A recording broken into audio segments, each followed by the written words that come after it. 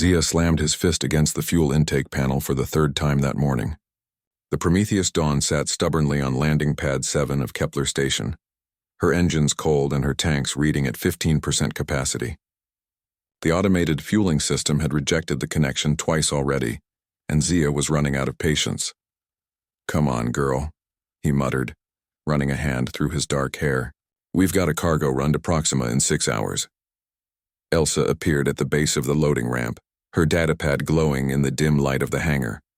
As the Dawn's chief engineer, she'd seen her share of technical problems, but this one had her stumped. "The station's diagnostics say their equipment is functioning perfectly. The problem's definitely on our end." "Impossible," Zia called down. "I ran a full systems check yesterday. Everything was green across the board." Elsa climbed the ramp, her boots echoing on the metal. She'd been Zia's partner for 3 years now, ever since they'd pooled their credits to buy this aging freighter. In that time, she'd learned to read his moods like she read engine signatures. Right now he was worried, though he'd never admit it. "When was the last time you physically inspected the fuel reservoir?" she asked. Zia paused. "Define physically in Zia. 6 months? Maybe 7? He had the decency to look sheepish. "The sensors always—" "Sensors lie," Elsa finished. It was practically her motto, especially on ships as old as this one. "Come on." They made their way through the Dawn's cramped corridors to the engineering deck.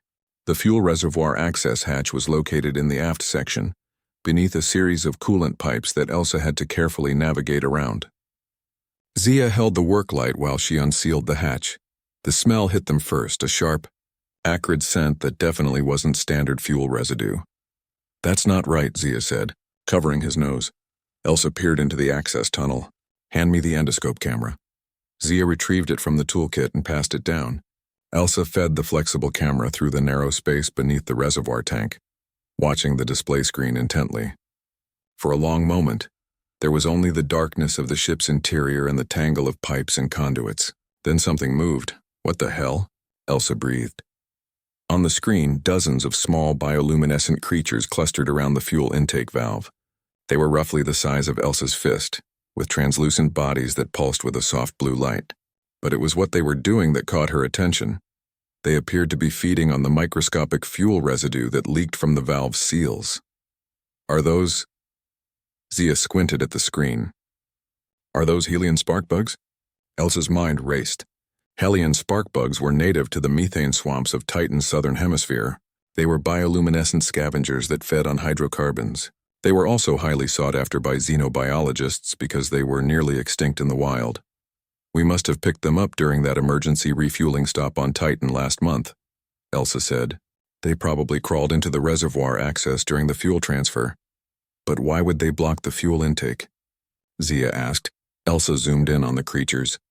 They weren't just feeding, they were building something.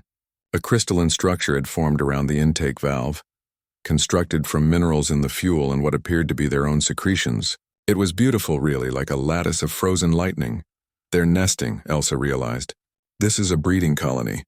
They've sealed off the valve because they're protecting their young." Zia's expression darkened. "So what do we do? Flush them out?" Elsa looked at him sharply. "These things are endangered, Zia. There are maybe 200 left in existence, and we've got what looks like a healthy breeding population right here. We also have a cargo contract worth 50,000 credits that we'll lose if we don't launch in 6 hours, Zia countered. But his voice lacked conviction. This was the moment that defined them, Elsa thought. Not as pilots or engineers or cargo haulers, but as humans. They could prioritize profit, flush out the creatures, scrub the reservoir, and make their launch window. Or they could do something harder. Elsa pulled up her datapad and started calculating. The University of Titan has a standing bounty of 200,000 credits for a live breeding colony of sparkbugs. Plus relocation costs, Zia blinked. 200,000? They're trying to establish a captive breeding program to save the species. This colony could be the genetic diversity they need. Elsa's fingers flew across the screen. I'm contacting Dr. Venn at the Xenobiology department now. If we can arrange an emergency pickup, we could have them relocated within 4 hours. And our cargo run? We eat the penalty fee this time. 50,000 hurts, but 200,000 more than makes up for it. She looked up at him. Plus, we'd be saving a species. Zia stared at the screen, watching the small creatures tend to their crystalline nest. They pulsed in unison, their bioluminescence creating patterns that seemed almost deliberately beautiful. Somewhere in that tangle of light and life were the next generation of spark bugs, depending on two humans to make the right choice. He thought about Earth, about the hundreds of species humanity had driven to extinction before they'd learned better, about the solicords that now governed how humans interacted with alien ecosystems, about the fact that sometimes being human meant more than just surviving. It meant helping others survive too. "Contact Dr. Venn," Zia said quietly, "and let's set up a temporary habitat to keep them comfortable until the university team arrives. I'll call our client and explain the delay." Elsa smiled, the kind of smile that reminded Zia why they made such good partners. "You're a good human, you know that?" "We both are," he replied. "That's the whole point, isn't it?"